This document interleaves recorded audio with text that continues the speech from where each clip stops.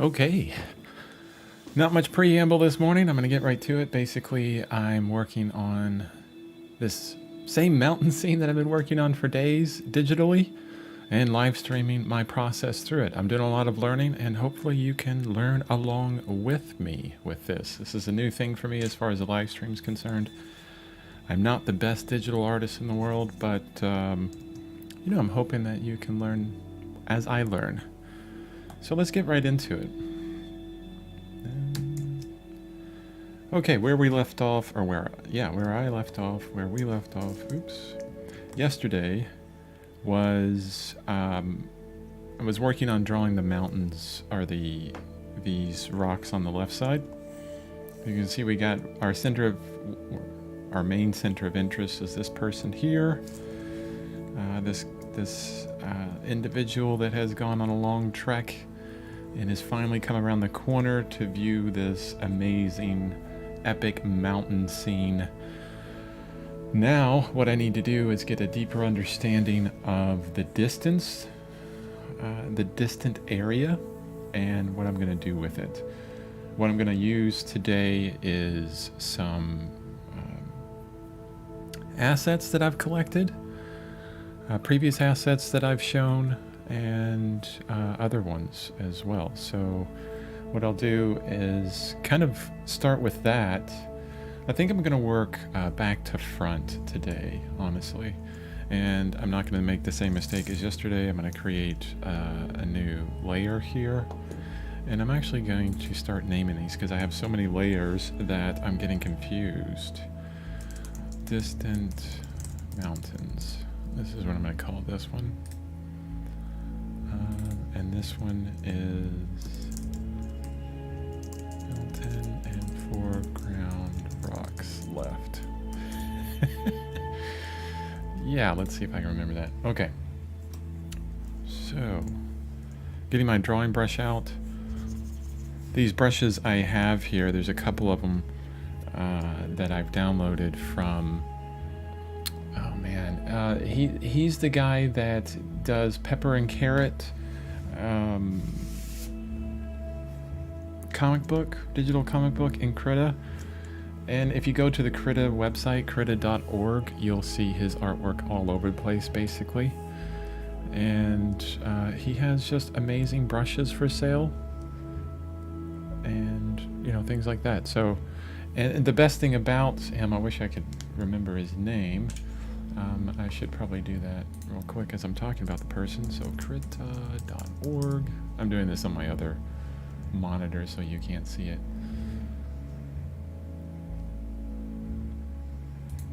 Oh, I misspelled it.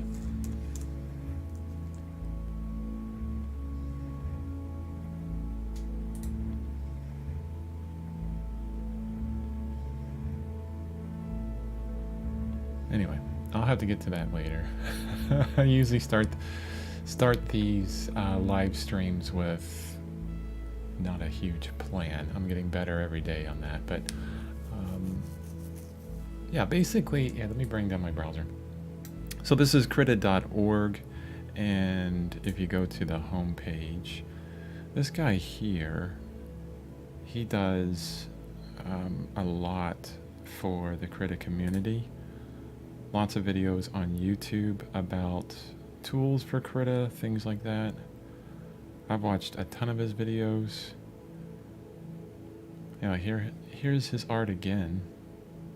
But anyway, Krita is a free program. You can download it and do your digital art there. It's absolutely fantastic. In my opinion, it is much better than Photoshop.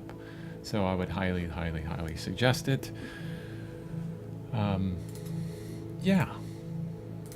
So let's get into it. I need to find some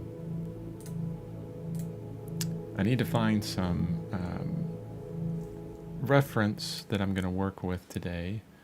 And where I'm going to start is in my archive. I have a screensaver folder full of Bierstadt images. Albert Bierstadt, I've been talking about him for a few days, and what I'm looking for are mountains way, way, way in the distance, and how the atmospheric perspective kind of plays upon them.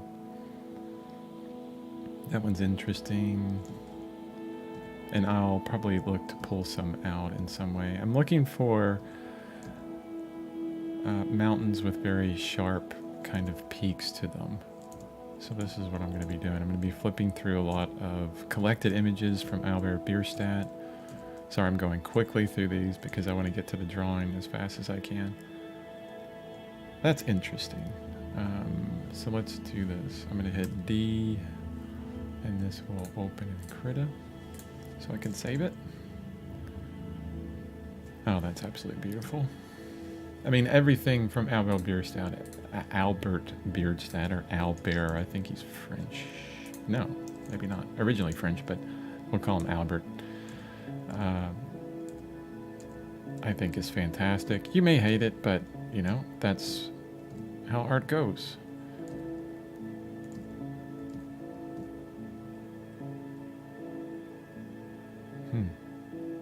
That's really nice as well. The next thing I'm going to do, because I've got 3 images here from Bierstadt, and I think that's enough. The next thing I'll do is I'm going to open up a stock photo site, Unsplash, which is free stock photos, and we'll start with there. And I'm going to look for mountain landscape. I use these stock photo sites a lot to understand nature because, honestly, it's 4 a.m. in the morning for me right now. And, you know, I'm not going to go out to these scenes to study them right now to get to a drawing, right? So I use this as learning. So that's really nice. It's an interesting kind of mountain range, you know, far in the distance. But I'm also looking for a comparative of atmospheric perspective. It's interesting. This is like such a super clear day on this one. I bet you this is probably in the Pacific Northwest. We have in the Pacific Northwest these like amazingly clear days. So everything in the distance is as sharp as everything in the foreground, and you can barely, you know, tell the difference. You can't see hardly any atmospheric perspective because there's not a lot of particles in the sky, just like this one you can see, but that's actually really nice. All right, let's pull this one down. Download free. Unsplash is a great place for getting free photos for downloading. Most of, you know, I use a lot of them for my video production, you know, photos from Unsplash and Pexels, Pexels.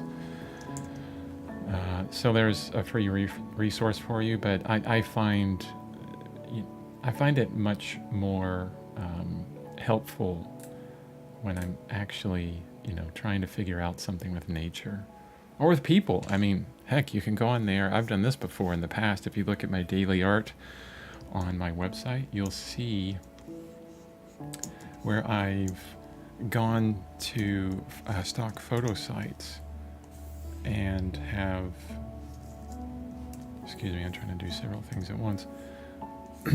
And I pulled down a bunch of images of people just to get an understanding of, you know, maybe how a certain, you know, hand position needs to look, right? And the great thing about the stock photo sites, I mean, you could do photo bashing with these things. What is photo bashing? Photo bashing is basically taking the exact photo and making it fit within your scene and then adjusting on top of the photo so that, you know, it looks like it's directly part of your digital painting. It's a faster workflow for many digital artists. I do like the colorations of this. Oops. I believe the Krita file that I'm working on is probably getting so large that it's probably just ginormous. I need to make it smaller because a lot of these images I got from Bierstadt, which are downloaded from the wiki for Bierstadt, these images are just, you know, absolutely huge, you know, digitally huge, so you can zoom far into them, which is really nice to have. And I'm not going to use that one. I already have enough that are just amazing. Okay. So though this small one here, I'm not going to use because it's for colors. But these two guys, I think I'm going to be pulling from these to get that distant mountain shape that I'm looking for. And on this one, I'm going to cut out the entire sky because it's getting in my way. Can't see behind it.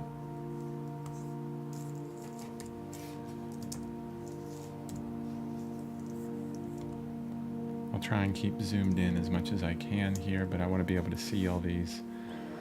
There is a free program I had where you could actually put your reference in this other program and it would stay on top of all of your windows. I forget what it's called, but I had it installed and I've hardly ever used it because I haven't done a lot of digital painting. So I'll be looking into that soon. Especially for these live streams. And give me a second while I have some tea.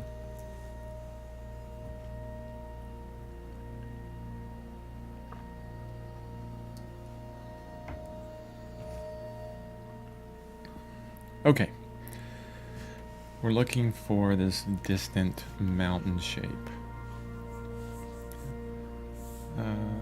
And really just making up from the seat of my pants.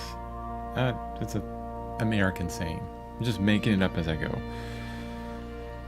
I'm not sure where that saying came from, but seat of your pants. Okay, whatever. Let's get an idea of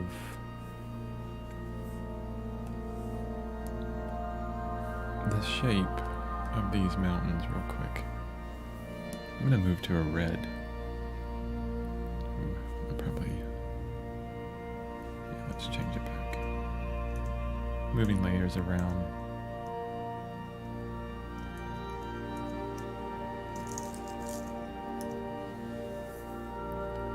And how am I going to do this?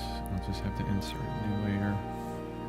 And what I want to do is just, because this is so light, I can barely see it. I can zoom in for you.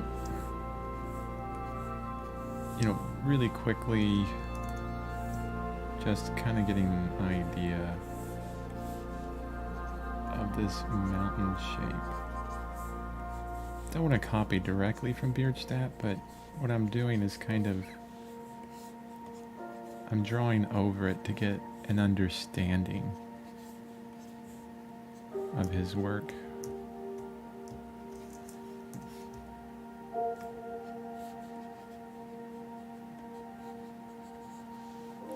I do love those shapes.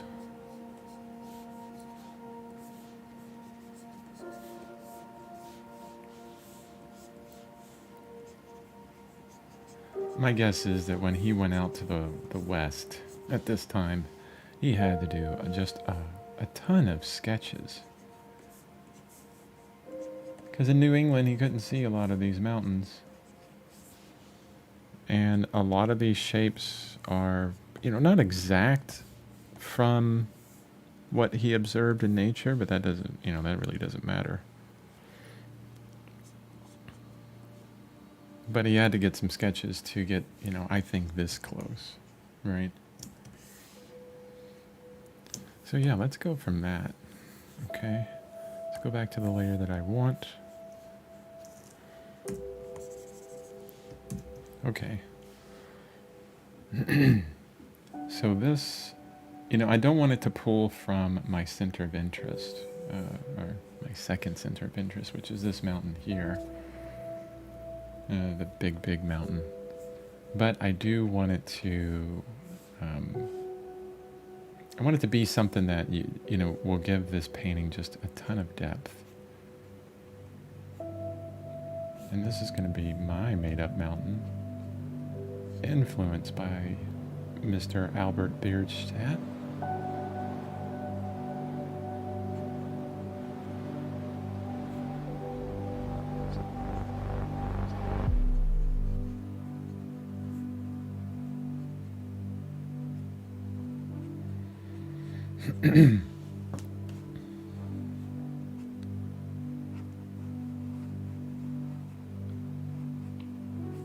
And that flows into the distance.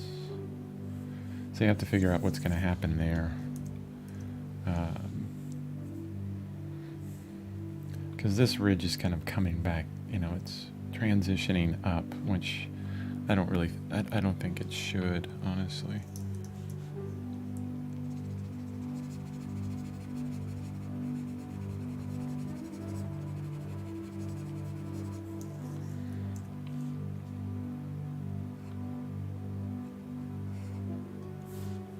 So we'll just transition it straight down. And then this one, so we'll have a step approach. So we're looking at, you know, a flow here, a flow there, a flow up there, and then we can go even further back in the distance here. And I like that there's this kind of like snow-capped peak way back here. But what I need to be careful of is what I've talked about before, is this rhythm, this kind of mechanical rhythm that we tend to get into as humans. I mean, everybody does it, but I have a peak here, a peak here, and a peak here. It's kind of a descending rhythm. They're not in perfect space. They don't have the same space between them, so probably not too bad, but the fact that there are 3 peaks, it does kind of lead into the distance.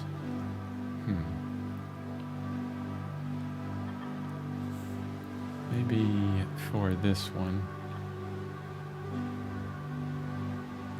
we flatten it out a bit. Yeah. Zoom in.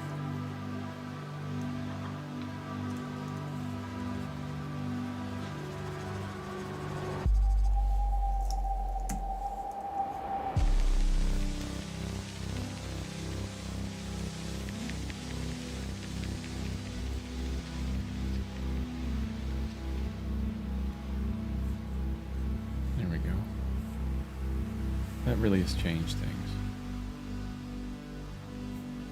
But I don't want to do it there.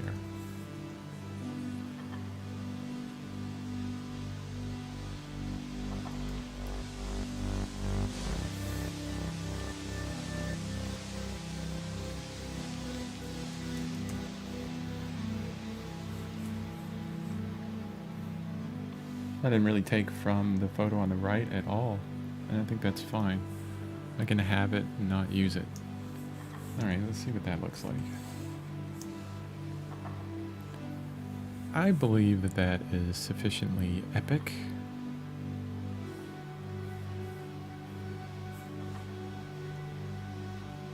Yeah, definitely.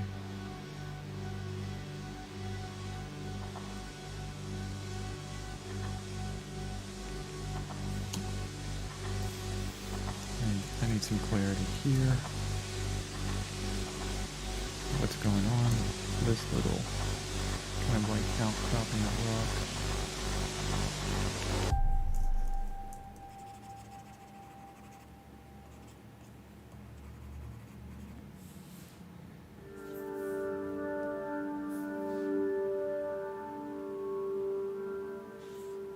Yeah, that's good. All right, the next step, I'm going to create a new layer and we're going to call this sky. I really need to figure this out, and I'm going to have to zoom out for it because I want a configuration of clouds here that reinforce my composition. And I'm going to actually clean up some things here within my layers. I dislike when layers are not organized.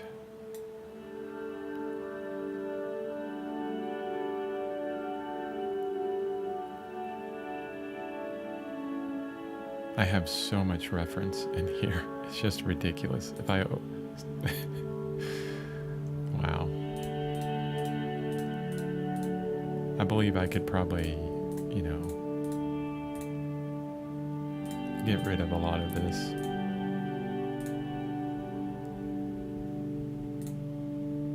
Let's see. Let's go through my reference here. Okay, I'm just gonna close all that and we're gonna get right to this.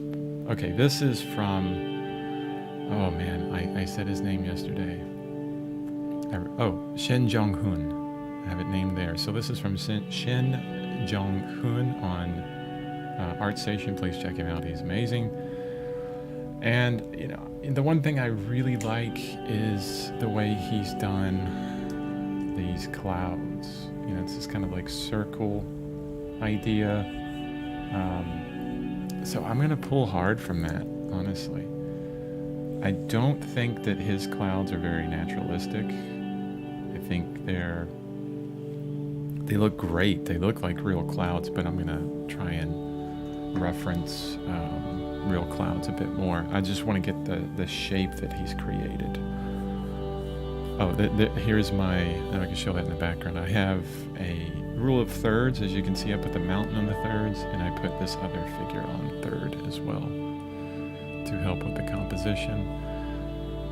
If you want to know more about composition, please let me know.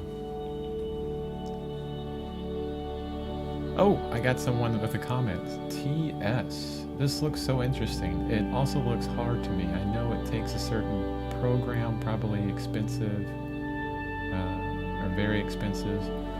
It seems this right now is about choosing the exact size and tone of the lines themselves. I hope that is clear. Yeah, definitely. Now Krita is free, so at least with that, you don't have to spend any money on Krita. So krita.org.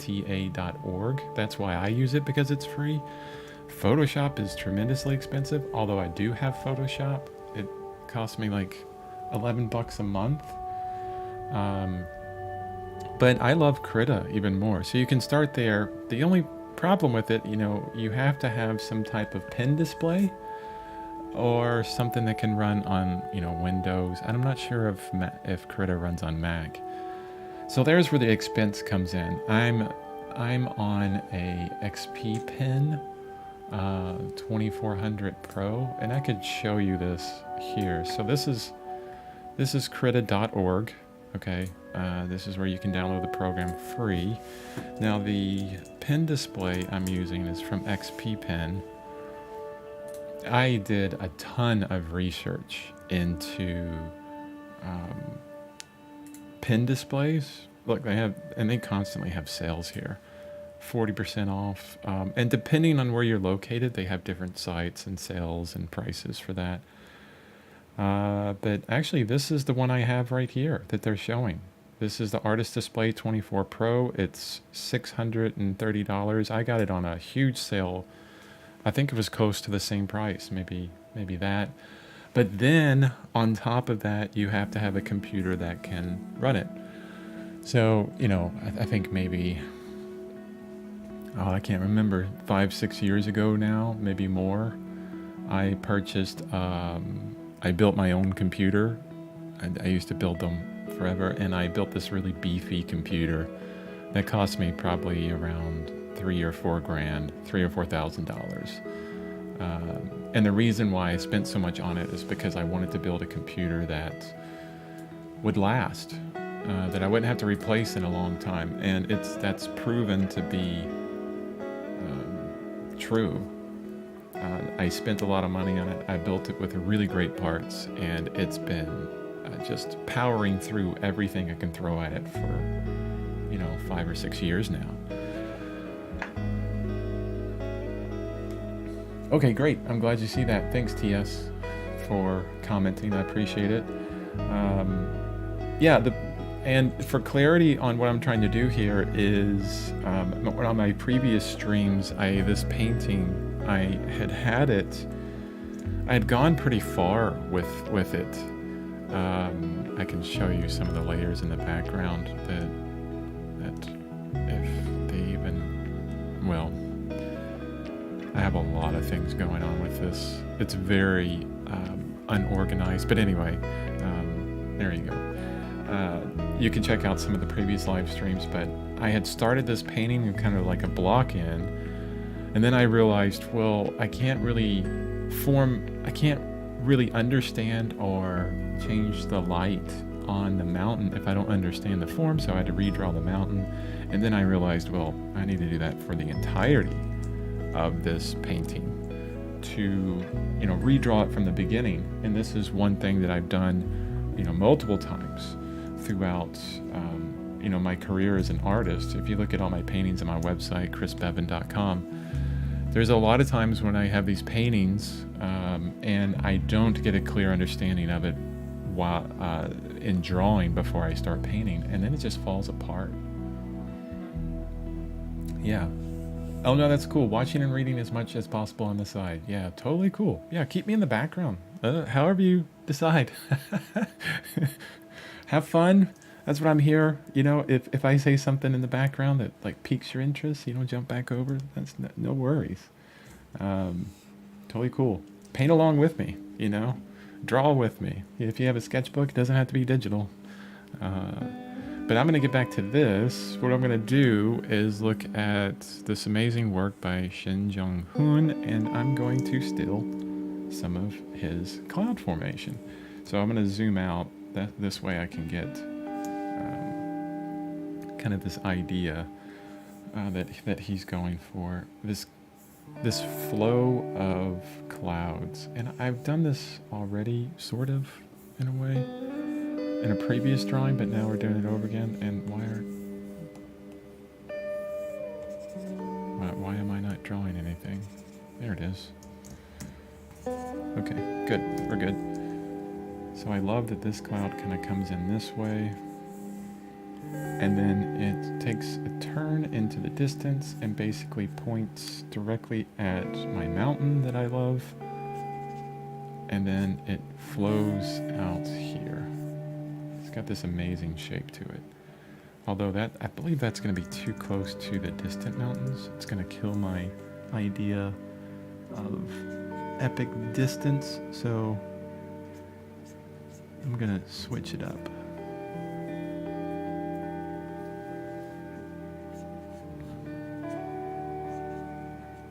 Yeah, maybe they go this way.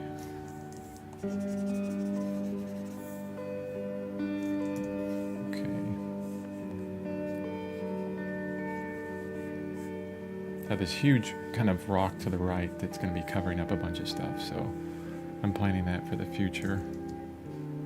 For the future. I do need to make sure that everything that I do here, because this is way in the distance. I mean, these are clouds that are way in the distance, so, smaller shapes, smaller shape language.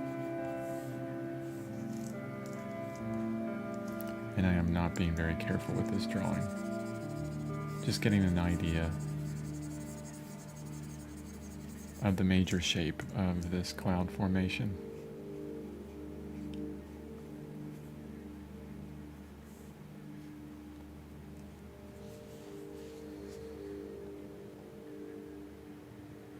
One thing I love about Krita, and that I've been meaning to do, and I think I'm going to try it right now.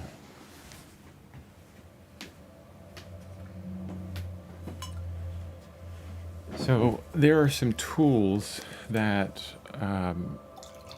far surpass Photoshop in helping artists with things like perspective.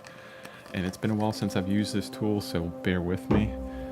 But it's this guy here, I believe. This is the assistant tool. And it's already set on 2-point perspective. And let's change this line color to a nice orange.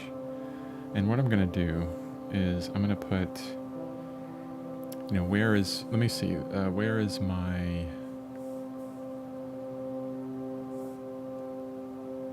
not that one. Where is my horizon line? It's not going to be on this third. My horizon line is probably around, it's not up there, but it's pretty high, honestly. I could have planned this much better with the lower horizon line. But okay. So I'm going to tap once, and look at this. I create this crazy thing. And I can hold shift to create a straight line. And then I'm going to tap once over here. And this is like entering the matrix of awesome. Look at this. These are my perspective lines. And I can line this up however I want. let's say, yeah, like this. Isn't that crazy? Let me turn off my, no, not that one. Let me turn off this. Okay, so this may look like a jumbled mess right now, especially because I turned it orange. Let me see if I could turn it to a less obtrusive, I want all gray, maybe a darker gray. There you go. So that's a little bit less obtrusive. Let me, oh, no, don't, I don't want that one. Oh, great. I'm in the matrix again. Oh no. Okay, go away. Okay, let's get off of that tool real quick. See, this is just fantastic. Now I'm back on my... Oh, I thought I... Okay. Now I'm back on my brush tool. Okay, you see I'm on my brush tool here. And I have these amazing perspective lines in the background. And I thought there's a way to show and hide them.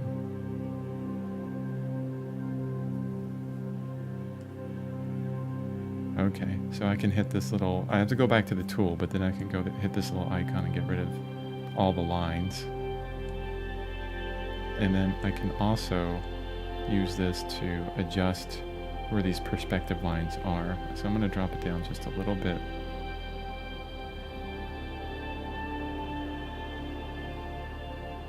Yeah, I'm going to drop it down lower.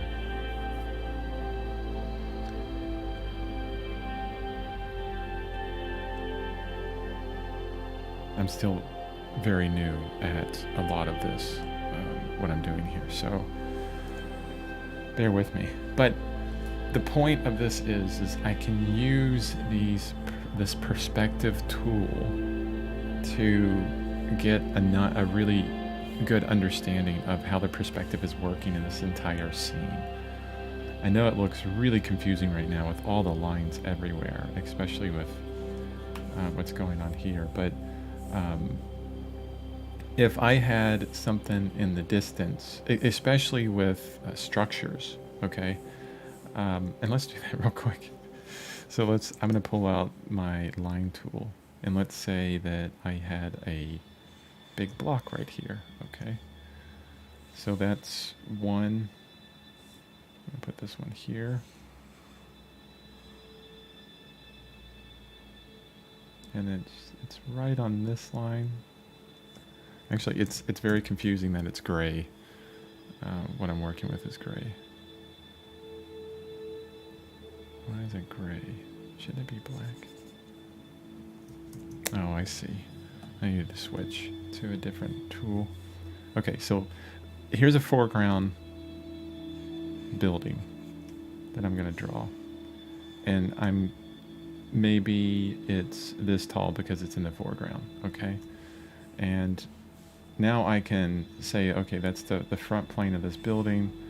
And then as I go up, I can match, as you can see, like the line that I'm working here is matching the one on the left. And so I can get that, like this perfect perspective. And then maybe the other side of the building goes back here. So I can make sure I start it there. And wow, I'm probably not explaining this really well. And yeah, it would hit there.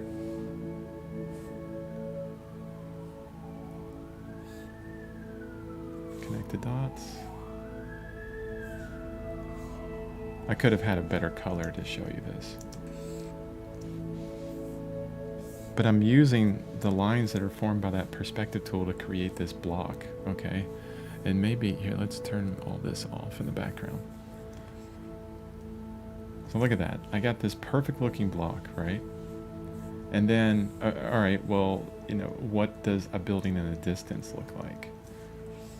And then, you know, wow, we really get into it here. So we know it's going to be smaller. So let's put it here. Okay, just randomly put it there. And now I'm just going to use my guide tools.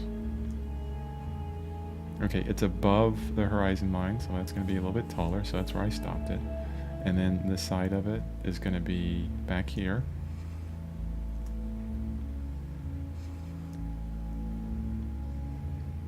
there. Then connect. There's another block. Let me zoom out. Perfect perspective. I could do this everywhere. Now, it's much more difficult with organic shapes, honestly. It's much more difficult with organic shapes. Let me get rid of my blocks, my block lines, and let's see how we can adjust this to help us out with this scene. You could do multiple point perspective with this. You could do just 1 point perspective, you know. Oops. No. Go away. This is 2 point perspective. And, you know, depending, you would have to know perspective more, and this is not a perspective course or thing that I'm talking about, but depending on, and I'm zooming way out here because of this, depending on focal length, and now I'm talking about like cameras and things, okay? Depending on focal length, your perspective points here could be really far out or really close together. Now, if you bring these points in really close together, what you're going to get is kind of like a fisheye look with what you're creating. The farther out that they are, you're going to get a different look. So a more what do you call it? Like in photography, what's the lens called? My goodness.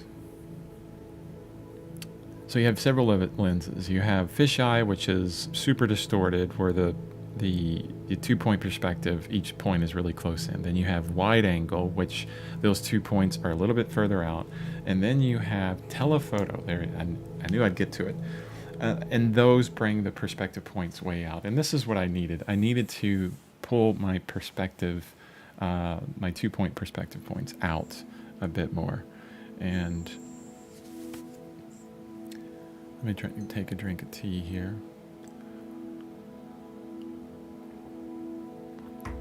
The problem with this that I'm finding is that it can get really confusing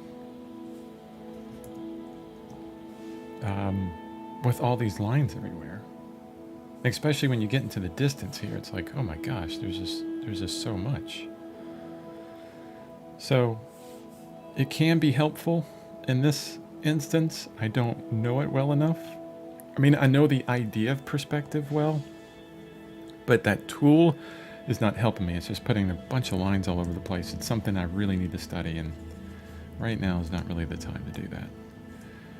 But I was looking at that because, you know, I'm thinking about these clouds that Shin Jong-hoon has done, and I want to figure out how to have an idea of distance within them. And for that, I just, I'm going to play upon an ellipse here. And I think I want an ellipse that's something like this. Because it would be flatter to show more perspective, I think. And I can do this really easy. I can really adjust this by just squishing it up. I don't have to redraw it. It's digital. An oil painting, that would be different. I would really have to redraw that. And so I'm constantly looking at that shape and saying, okay, does it have the distance that I'm wanting? And I'm going to turn off some of these background layers because the coloration is really messing with me.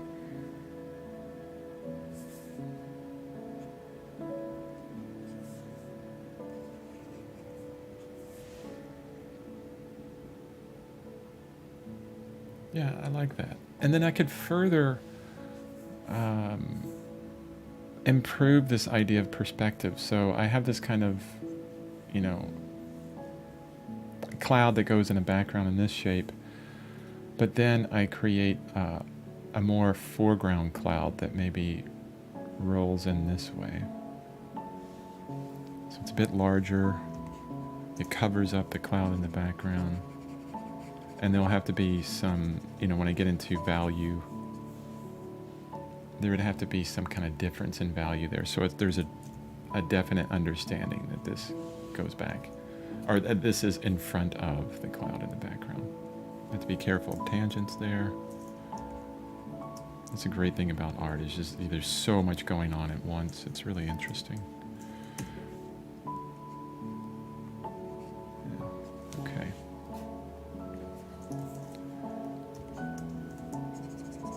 Just cleaning up some of these lines so I get a better understanding of what's happening. Okay. I'm really loving that now. Okay, I get a deep understanding of the mountain in the foreground. Oh, TS. Sorry, I don't look up at the chat very often. Okay, cloud. Trying to see the daily protocol. Watch the symbol. PF inner left now. Colors and angles. Wow. Oh yeah. Incredible grid. Yes, it's crazy. It's so awesome, but yeah, it's something you have to learn. Are you going full screen after this small pics?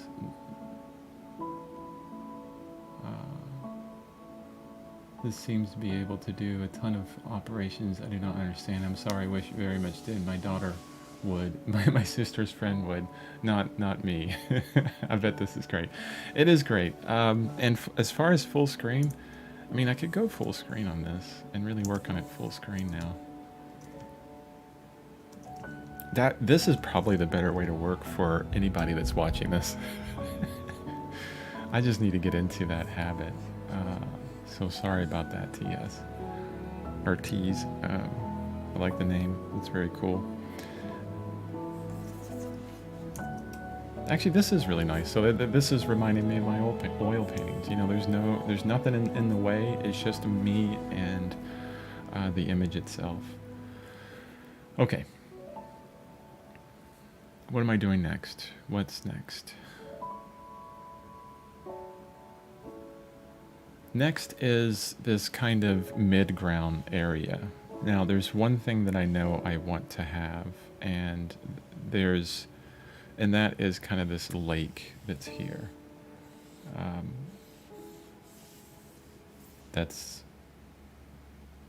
Yeah. But I have to figure out, you know, what's going to be happening with this. And I'll probably look at a lot more Bierstadt for this, because he has some paintings I know where this mountain would kind of end here, and then we would get this amazing waterfall that goes into the water. Okay, and I've seen some like this that he's done, and this would kind of disappear in the background because the mountain has come down, and then maybe there's a lot of other things kind of going on there, and it tends to work well with, I guess, what's going on. Maybe I'll use some foreground elements to figure this out. But let's do this. Let's look at some of the Bierstadt stuff that I have, references real quick to help me out. Now this is, you know, guys, this is the exact process that I'm going through on all of these. It's one of those things where I know on a lot of live streams, I'm going to start removing a lot of these layers. On a lot of these live streams, I think people will try to cover up maybe exactly what's going on, because they don't want to seem, and I can understand this, I mean, you don't want to seem like you don't know what you're doing, but this is what I'm all about. I am all about this kind of learning experience where, and I want to keep that because I love the clouds. I'm all about this learning experience where I show, my screw ups basically or the learning experience, because this is what's going to happen for you in the future, right? You're going to be, working with an image like this, and then you all of a sudden you think, oh wow, I need to get some imagery and kind of figure some things out, and then you'll jump into, unsplash or stock photo areas to kind of figure things out. Is there anything on this layer? Nope. Okay, get rid of it. So this is a Bierstadt painting that's absolutely beautiful. Let me back out. And I hang on to that because I like some of that foreground elements. We use this one. I use this this painting here, the side of the rock, to kind of get a little bit of an understanding of a cliff face. And then this one, this is a copy of the Shinjong-yun, which I don't need. Here's a rock. So I got this from Shutterstock, and I distorted it in all kinds of ways. And then I just really drew a rock from it. That was yesterday. And then I can get rid of this. Actually, that's really nice there. Maybe I'll continue to pull from that. And I can get rid of that one. This one I'm not using. Okay. And save this file. All right. I'm going to go back to Bierstadt again. Archive. And I know there's a couple photos or a couple paintings that have what I'm talking about in it. This is one of them. Yeah, look, there's that cliff I'm talking about. Like, so it just kind of ends directly into the water. I love this painting, so I'm going to pull from it. I'm going to learn from him and use it in my own work. Control C. Paste. Go away.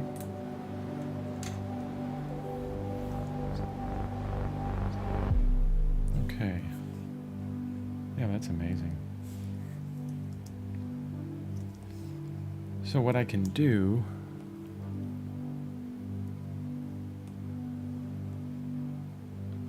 yeah, I'm going to use the one in the background a bit better, a bit more.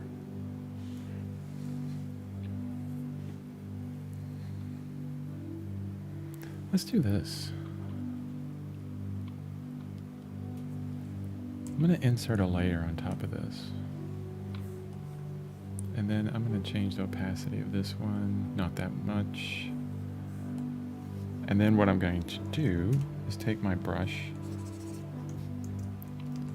Okay, and I'm going to kind of loosely figure out some shapes here. Nice waterfall. There's that. Just really loose. Keep it really loose. Try not to copy too much. I don't like copying. I like understanding. And, understanding principles in a lot of ways. And you'll see what I'm going to do with this in a moment.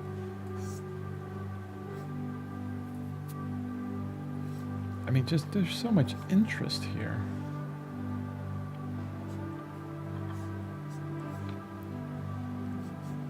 Absolutely beautiful. Look at the cloud formation that comes in. Oh, I'd love to use that.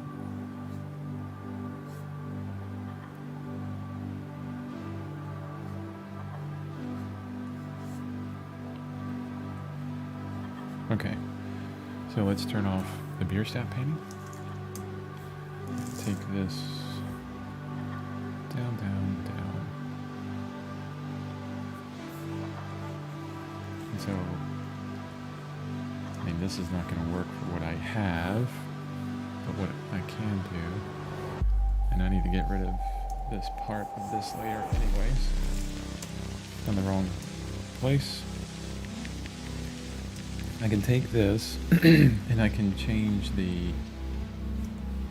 size of it.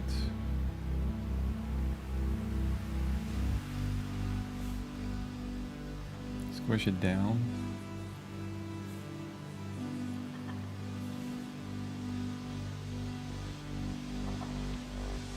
And see how I can kind of fit these ideas within what I have already. Yeah, that could be really nice. I have a real jumble of lines going on all around here, but that's okay. I don't need all of these.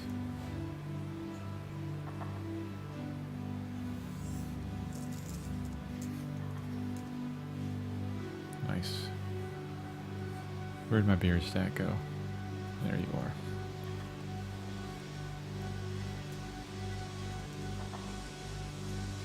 So what I'm going to do is, because this is such a big image and I just want to kind of study this part, is I'm going to copy and paste that out. Because I have it all in the same, you know, inside the same document, so which is probably not the best way to work.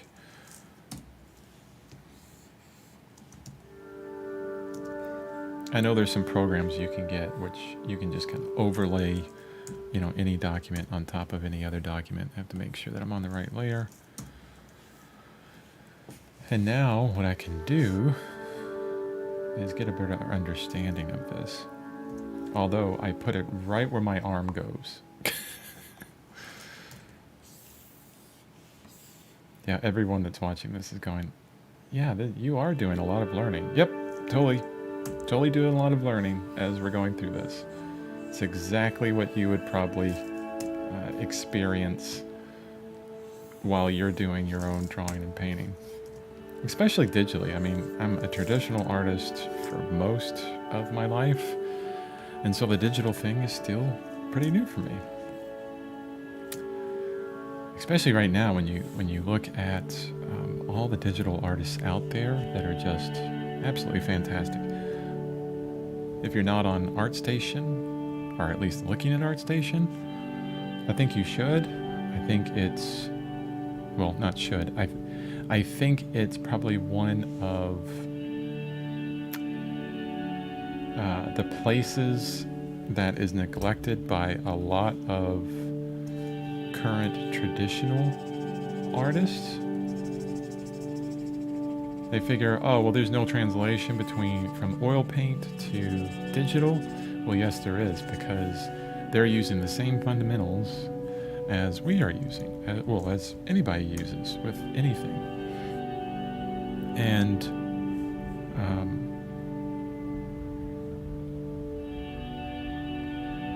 yeah.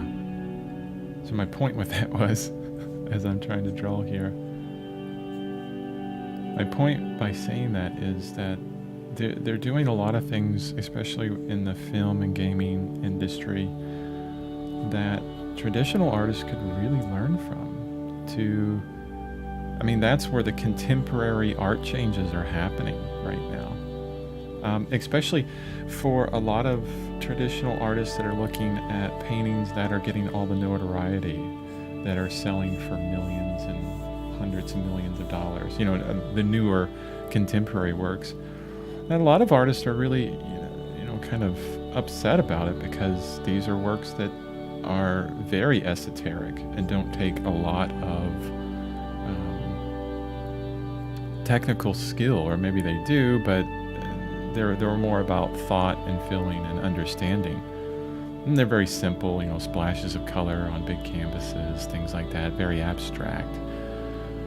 So lots of traditional artists are really upset about, okay, well, this is where all the money's going, is into these things. And I think where many traditional artists are missing the mark is they're not looking at the real industry that's happening within art, which is within the gaming and movie industry. You think about, I'm gonna take a drink.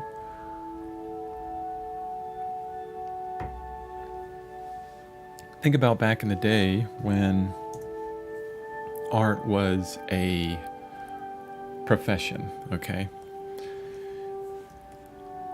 So you would get up in the morning and you would have a bunch of people at the door saying, "Hey, I need a portrait painted, or I need a landscape because I can't go out to the Wild West," that kind of thing. Or I want a portrait of my kid because photographs are not, there's no photographs, things like that. There was a real need for artists at the time, as a profession. It was looked on just like if you were a doctor or something back in that time. And what was happening was, because it was a profession, because they were getting constant requests for work to be done, these, the artists were progressing in skill tremendously faster than anybody or any person that wasn't doing it every day, in the trenches, just working really, really hard every day. And that's where art progressed the most, is through this commissioned or consistent work. And you see that nowadays. Where you see that most now is through a lot of these artists that are doing art every single day within the movie and gaming industry, right? And so they're working 16-hour days on nothing but art and coming up with brand new, different things all the time, and really progressing the entirety of art making in some way. And I think that this is where us traditional artists can learn, broaden our understanding of what is out there. I think that's really important. So if you're a traditional artist and you're not looking at ArtStation, I would suggest that you do, because that's where most of the professional artists are now. And maybe there's this kind of idea, well, they're not really, they're not doing oil painting and the thing that I do. Well, you're looking at it wrong. Don't look at it as this idea of it has to be the medium that I'm in. Look at the principles, okay? Look at how they're treating form and perspective and light and color and composition. I've learned a ton from it. These kind of things are universal, okay? They're absolutely universal. It doesn't matter what medium you're in. You could be painting in oil, digital, watercolor. You could be drawing. You could be drawing with a chocolate bar. It doesn't really matter. If you have the principles and know the principles really well, that's what really matters. That's where it comes down to it. That's where the rubber hits the road, as they say. Cleaning up a lot of these lines because I did some sketching and it's confusing me with what I'm trying to do back there.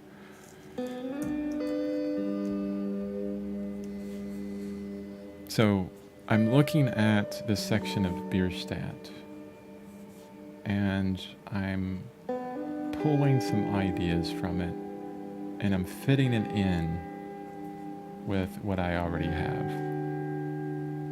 I really love this kind of clip face here. I'm not going for exact drawing. I'm not trying to copy what he's doing. I'm learning.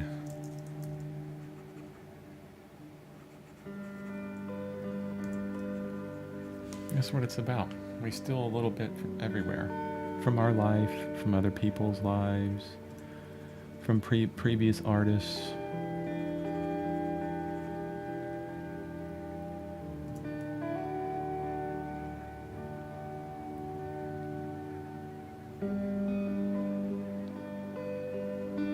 That sharp line though, I don't really like that. I'm gonna change it. Angle it a bit more.